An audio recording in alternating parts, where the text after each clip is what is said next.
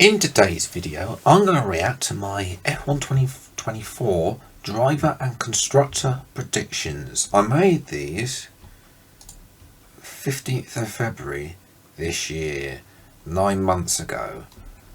Yes, before, I think this was made literally just after pre-season testing as well. But yes, it's time to see how I got on. Now I should point out that the driver that I predicted to become last was Logan Sargent, and I mean, technically Jack Doohan did come last. I mean, first of all, I didn't predict that Sargent would be fired as well. 21st, Logan Sargent. Now, before you start commenting about there's only 20 drivers on the grid, you want to bear with me for this.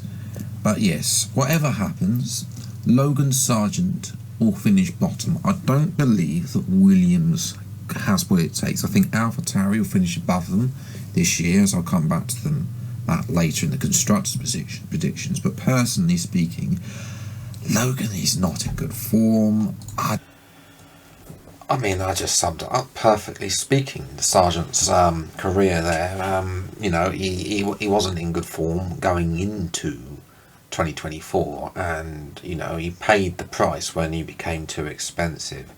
Obviously Colapinto was drafted in and he actually became a much better driver, scoring points for the team. But obviously in time he also became a little bit expensive. But yeah, obviously what will happen to Colapinto next? I mean, he's pretty much set for a spell on the sidelines at least for another year.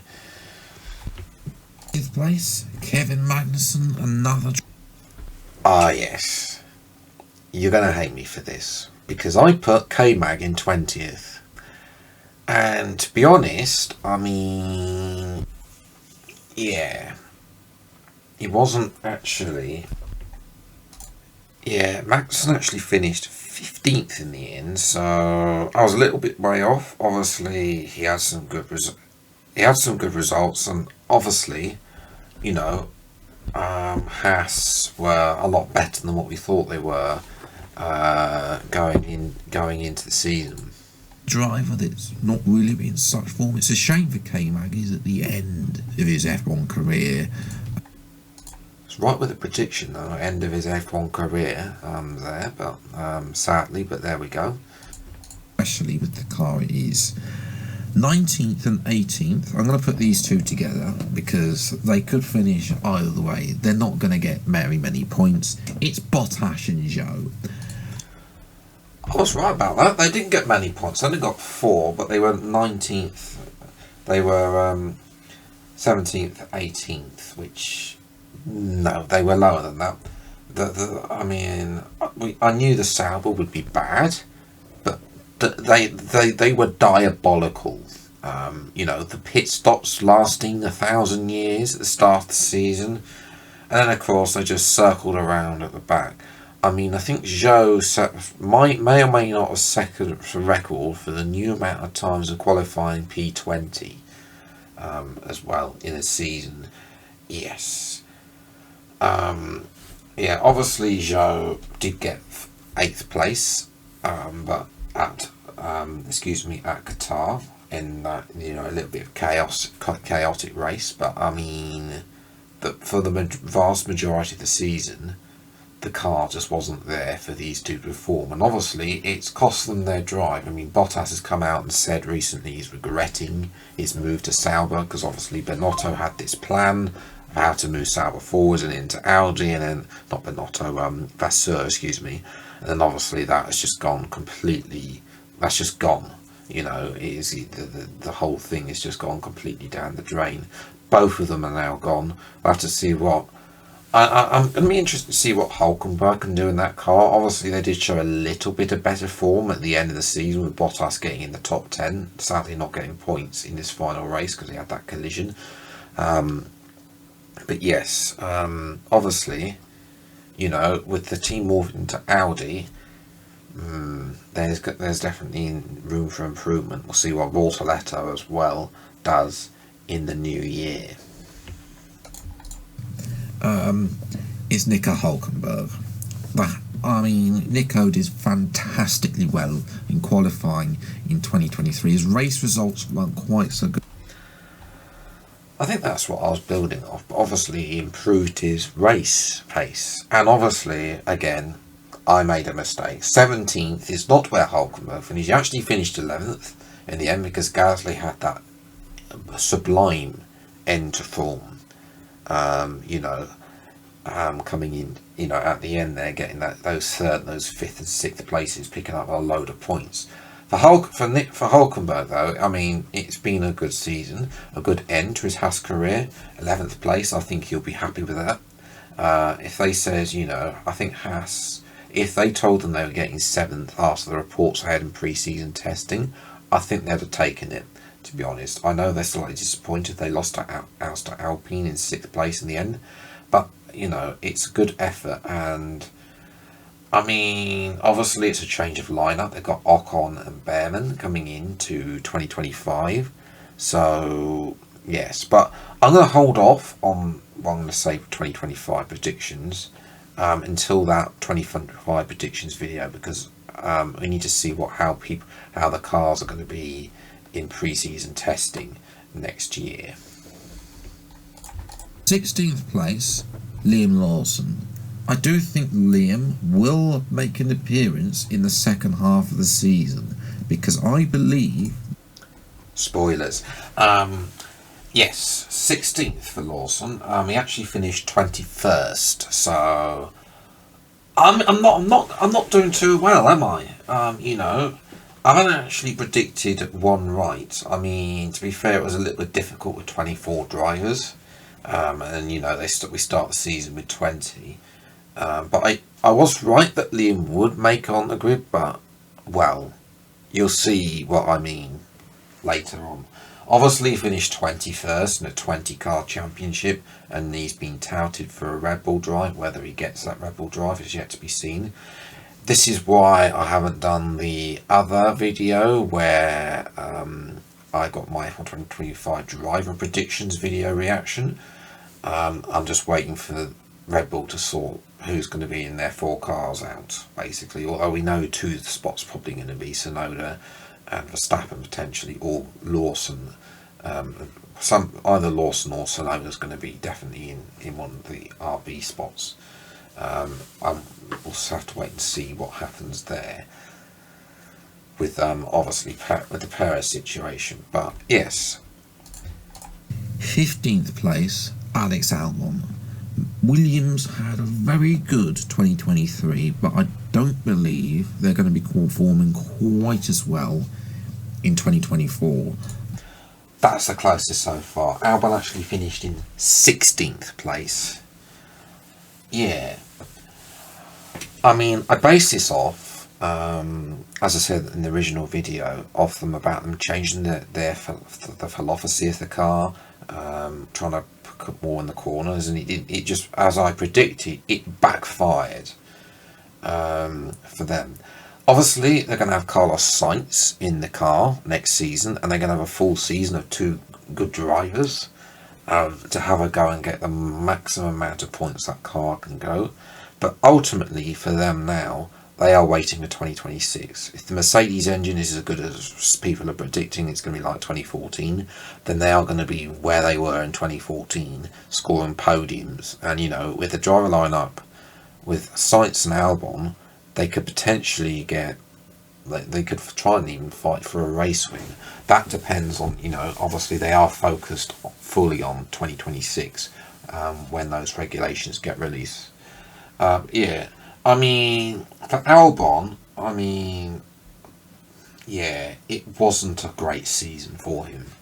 12 points from 20. He scored half a point every race. So that is not great. So I think he will probably agree that he hasn't had the best season, and the car's philosophy is probably to blame for that. So he'll obviously be hoping to bounce back, and Sainz may be able to push him.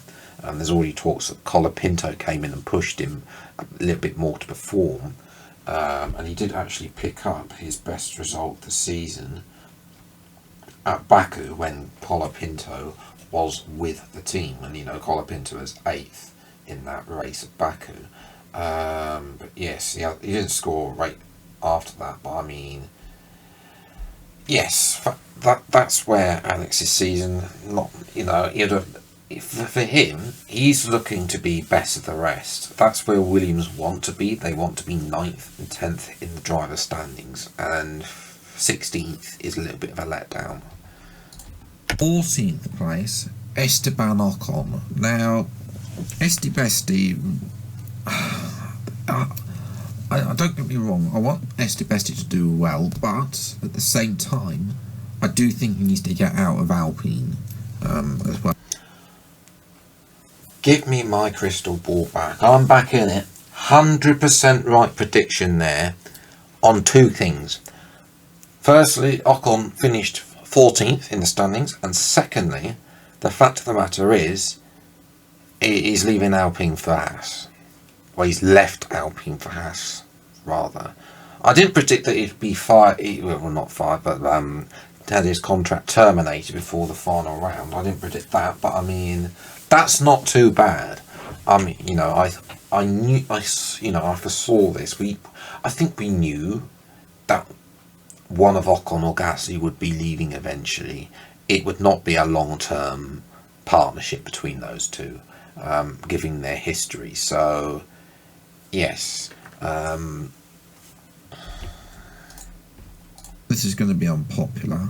Lance Stroll. I mean, it's very popular with me because that's exactly where Stroll finished. 13th place. Yeah, but my goodness, the second half of the season, Aston Martin were awful. That car was awful. Like, his best results, he didn't score. He last scored a point at the Hungarian Grand Prix. Pretty much when most of the race, yes, he didn't. Yeah, and then of course he had that debacle at the start of the Brazilian Grand Prix as well, where he got in the gravel. Well, no, he went off and then decided to drive through the gravel trap. Yes. Yeah, but 13th. Yeah, I kind of think that. I've said this before. I think he needs a new challenge, because I don't think he's quite enjoying being in F1, and I think a move away to like a WEC series for him would probably be better. But a 6th place finish at Australia was his best result of the season. As I say, for him, he needs to be a lot closer to Alonso. Yes, you can argue he's not a driver that's on Alonso's calibre, but if he wants to see the best results out of him, where he was in 2020, then he needs to be getting closer to Alonso, in my opinion, and not circulating way outside the points. 12th will be Pierre Gasly. Gasly first season at Alpine outscored his teammates, so for Pierre, I think he'd be quietly happy with where he was. I mean, Gasly was on for 12th actually, I think, until his form really sparkled at the end of the season. Like, take this away, Alpine have really pulled it out of the bag. They're starting to perform, and arguably they're being the 5th fastest car, even faster than that on some tracks. They've been challenging the top 4 at times. So the future's good for that team as well. Obviously, it's going to be him against Ocon, I think, next year. But as I say, spoilers for the predictions video. But yes, it's been a good season. It's been a good season for Pierre. He had that. The start wasn't great. The car just wasn't there. But then the middle portion of the season, he started getting P9s, P10s, and started being consistent point scorers. Then obviously, he had that 3rd, 5th, and 7th place finishes, who really gave him a huge amount of points. As well, yes, he didn't get second. He lost out to his teammate in Brazil, but arguably, he scored way more points than his teammates, almost double what Esteban managed. He finished at 10th place. I think it's been a fantastic season for Gasly, and I'm interested to see where Alpine take this car in the future. 11th, Yuki Tsunoda. Yeah, I'm putting Yuki 11th because I think that the AlphaTauri will be faster than the Alpine. Now, bearing in mind, make a note of when this was recorded for testing, so I'm purely guessing at what this is. But, you know, AlphaTauri, I think, have got a lot of Red Bull parts this. Yeah, correction there, but this was made before testing. I thought I made it afterwards, but that's my bad. Yeah, I mean, Yuki was actually 11th. I mean, he's actually 12th. I predict him in the 11th, so it's not too bad. But obviously, he did have a very good start to the season, you know. But you know, there's been some results for Yuki, and I think this is where Red Bull are concerned for him.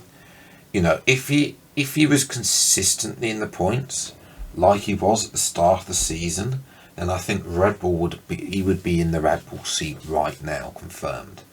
But what happened between the Belgium and Mexican Grand Prix was he failed to finish any of the points. Now, admittedly, he did DNF 3 of the 7 races, but the other times, you know, yeah, it wasn't convincing as well. And he finished 13th in Abu Dhabi as well.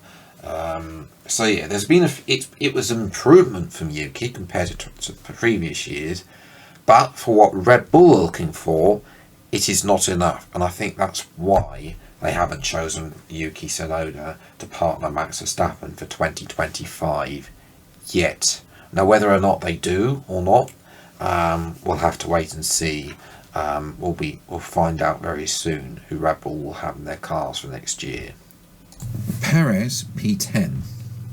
Obviously, yeah, as I said earlier, I think that Checo is going to struggle. I don't quite see him really realistically.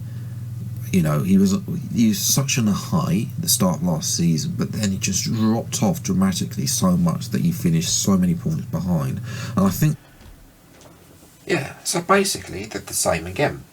Started the season well with 4 podiums in the opening 5 races, and then they gave him a 2-year deal. Hasn't been on the podium since. Yeah, I mean, I actually said in this video that he would be sacked halfway through the season.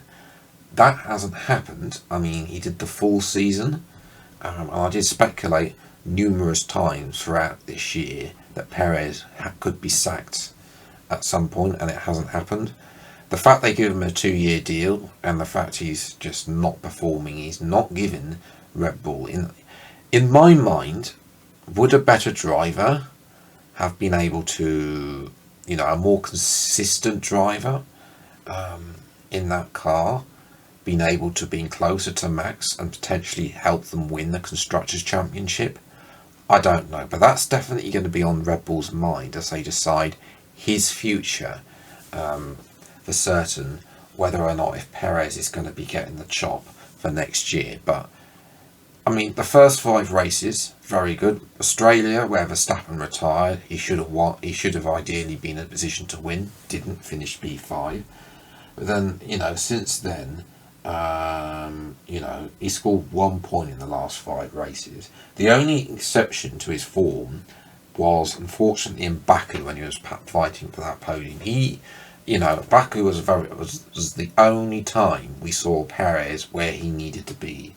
Every other race, he was just performing substandard results, and you know, the fact he was getting out qualified by Logan Sargent, he's not in a good position as well. Those Q1 eliminations will be on Red Bull's mind when they make the decision as well. I mean, the man is going to finish 9th, Daniel Ricciardo. Oh dear. Yeah, absolutely right, ladies and gentlemen. I predicted that Daniel Ricciardo would finish P9, and that is an absolute fail, because Ricciardo not only didn't get the promotion to Red Bull that I foresaw, but also finished P17 and got fired himself.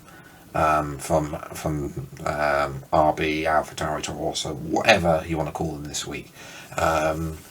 Yes, I was thinking that, at the end of 2023, Ricciardo, after he injured his hand and gave Lawson his first 5 Grand Prix in Formula One, I was honestly thought that Daniel would be able to consistently challenge for points.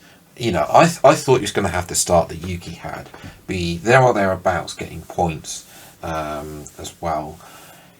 Obviously didn't have that. I mean, apart from a P4 at Miami, he really didn't do much. In actual fact, that P4 at Miami gave him the most amount of points. Otherwise, in Grand Prix, he scored 5 points. So Red Bull were justified in letting him go because he clearly wasn't performing. But obviously, this might not be the end for Danny Rick. Obviously, there are rumours that Cadillac have made him his #1 target as well, which should be interesting. Do you want to see Danny Rick back on the grid? Let me know in the comments below. 8th place. I changed this a few weeks ago when Hamilton announced his moving to Ferrari, and it did make me think that the Mercedes might not be as good this season. So I got in 8th place, the man who finished there last season, George Russell. I don't rate George anymore. Yeah, that's a bit on me. I mean, George had a much better season in 2023, finished P6, he was P8 in 2023, P8, P6 this year. Two race wins as well, one of which he was handed, but then obviously that made up for his DSQ at Belgium. And then obviously, yeah, I think if George looks back, there were some standout performances like Belgium, but then there were some really mediocre performances in there as well. So to finish P6 it's an improvement on where he was in 2023. But yeah, I kind of think that he's got a tough test coming for him in 2025 in the form of Antonelli. If he needs to beat Antonelli for sure, otherwise there could be issues. But yes, two race wins. Obviously, he dominated Las Vegas because he was miles out in front.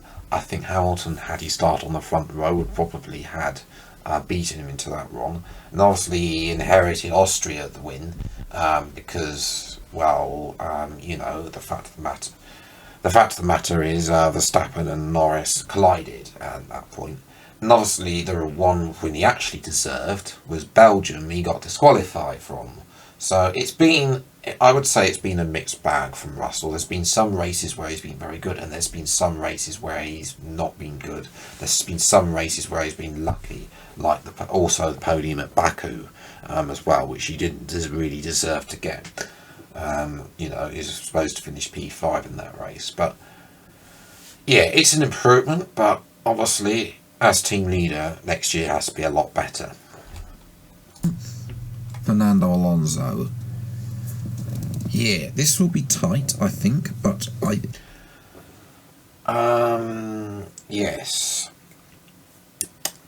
Bit of an issue there. Alonso obviously did perform in the first half of the season, but then obviously the car became tomato. So yes, that's where the problem was. I did not foresee the drop off that they did. I mean, we didn't even see, this was before even the predictions of Adrian Newey, who has now got, by the looks of it, a big task ahead of him. Obviously 2026 is probably when you're really going to see the Newey effect for those new cars, which, by the way, the new design that the FIA released, very nice. I like the look at them. But yes, for Alonso, I think he'd be slightly disappointed with how the 2024 season played out, especially the fact he was scoring podiums in the first half of 2023. The fact he went from, scoring in the first 6 races to then not really scoring at all. He scored in the last two, and then he had some hit and miss races as well, not really scoring any points. It's a shame. I'm hoping he can, be back to his best and start challenging for wins. And we'll have to wait and see what that new relationship with Aston Martin, Honda and Adrian Newey produces in the future. Which is why 6th place, Sir Lewis Hamilton, a drop from 3rd, but I think that, if the Mercedes is not going to perform as his departure suggests, possibly, then realistically Mercedes could potentially struggle. It's a new. Well, they didn't exactly struggle. I mean, Lewis finished 7th, not 6th, as I predicted. Yeah, I think he showed flashes, but there were so many mediocre performances as well. I could see this coming, there were ups and there were downs. Obviously, this British Grand Prix win is probably that's the best performance he had this year. And obviously the climbing through the field, Vegas as well also comes to mind for Lewis. But if he shows those flashes, he needs to be. I think if he improves his consistency as well, then I really think that the 2025 he can be very good for Ferrari. But yeah, I think he'll be slightly upset that the way how his career mode finished. But obviously at that 4th place, he's shown flashes of what he can do, and the future isn't necessarily bad for Lewis. 5th place, Oscar Piastri. I think Oscar will improve. He'll be a lot. His target is to be a lot closer to Lando this season. His 2nd season of Formula 1, he needs to be as close as possible to Lando. I think he's the. I mean, he did achieve that. He came P4 in the end, not P5. Actually got, you'll see in a moment, as well. Yeah, but two race wins for him. Baku being the better one of those two. As well. He didn't quite have the pace of Lando at times, especially some of the later races where there's some really poor results for Oscar, like when he finished P8 a few times as well. Mediocre results, and those results he really needs to stamp out. But nevertheless, I think at times he was closer to Lando, and he's starting to show his true potential for the future. But yeah, I mean, if he'd been a lot closer to Lando, I think people would be screaming as a future world champion. The inconsistencies gets me worried about that, but we'll see. I mean, the future is still there. The future is still on offer for Oscar, and he's obviously going to continue to win races if McLaren produce the car. Now, I've dribbled on for half an hour now, and I do apologise, but yes, just to go through the rest of them. Sainz I put 4th as well. So Leclerc, I put Norris 3rd and Leclerc 2nd. Yes, I did predict that they would be, up there, McLaren and Ferrari, which was correct. They were teams that, they won, those two teams did win a load of races, and they were up there fighting for podiums in the end. Yes, obviously for Carlos, I think he can be satisfied with 2 race wins. I don't think it's the best for him, but then I think I said this at the time. Obviously, Lewis's announcement had been made at this point, so obviously he was without a drive, and I did predict that he would be until he sorted that out. But even after that, there were some mediocre races from Carlos, which, Williams will be a reset for him next year. 2 race wins isn't necessarily bad, but I think, if his mind had been fully on it, he probably could have got with more. And obviously the Ferrari car did have a bit of a yo-yo at times as well. And just stop quickly on Norris and Leclerc. I got them the other way around, but they could have both been 2nd place, to be fair. very solid season for them both. But I think they're stepping up. I think Leclerc's race pace did improve. Obviously, he's still got that unwanted record of the most most poles without converting into a win still. But there weren't too many instances of that where he was on pole position and didn't win. So I think that's a better result for him. For Lando, first wins, very good season. And I think the future 2025 is going to be a very good season for him. Yes, that's exactly the step up that he needed from 2023. But obviously, there was one man who was untouchable still. Verstappen, in my view, will be a quadruple world champion, as the thumbnail suggests. I do really think that Max, it will be closer, don't get me wrong. I don't think he's going to win as many races as he will do, and we hopefully should see Ferrari win some races, more than just the one. And maybe even McLaren, hopefully, as well. And possibly a Mercedes or Aston Martin if their car is actually up to it. But yes, Verstappen will win the majority of the 24 rounds. He'll be favourite at the beginning anyway, I think, and then obviously the teams might catch up, but then obviously Red Bulls don't have that. There's no doubt of any restrictions or whatsoever with upgrades for Red Bulls, as long as they're in the budget cap. Yeah, I think that just summed up Verstappen's season. He won the majority of it. Obviously, I didn't quite see their drop off as well. Obviously, it went down to Vegas in the end, which I predicted would be slightly earlier, I think, but as well, like USA or Mexico that would be winning, slightly late, so, slightly earlier, but I mean, the two wins that really stand out, Qatar and Brazil, in the end, he was in the third fastest car at that point.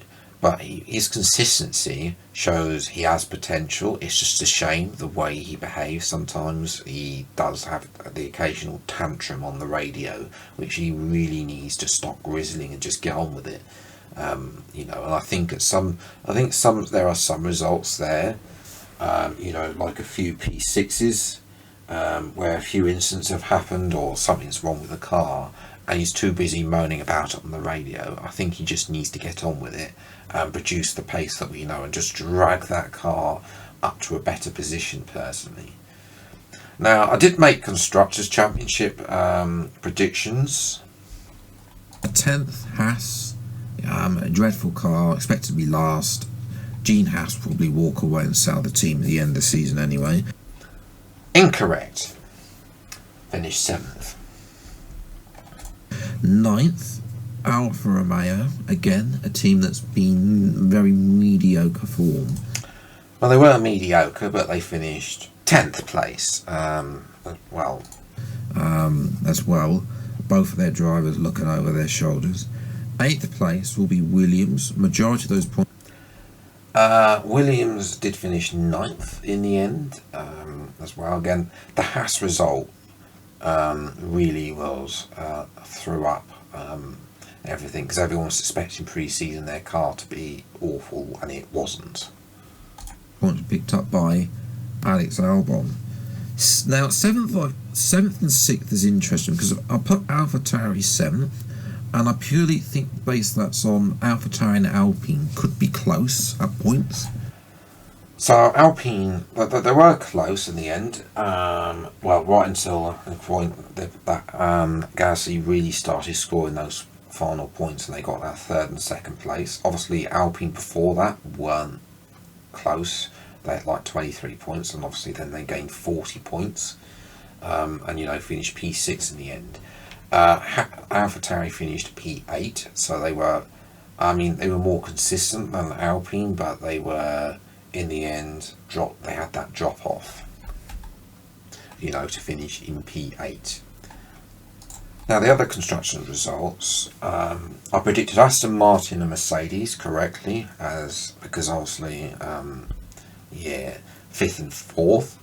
Red Bull, then the top 3 I got wrong. I predicted Red Bull to win from Ferrari and McLaren. McLaren actually won from Ferrari and Red Bull. So obviously, the Adrian Newey leaving the team really had an effect on Red Bull, clearly, because their car didn't deliver. But yeah, I apologise for rambling on a little bit too much in this episode, but that is my reactions to this. I don't think there were some that were spot on, and there were some that were awful. Ricardo P9, he just was awful throughout the season. He was very mediocre, had very little to offer. Obviously, also I got wrong the Haas pace. They were 7th in the Constructors, were on for 6th for a lot of the last season as well. Yes, so let me know what you think in the comments below on how well I did. If you have enjoyed this video, then leave a like, subscribe, and new to the channel to see plenty more F1 Race Week videos as and when they come out. Until next video then, I'll see you next time. Take care, enjoy your day, and goodbye.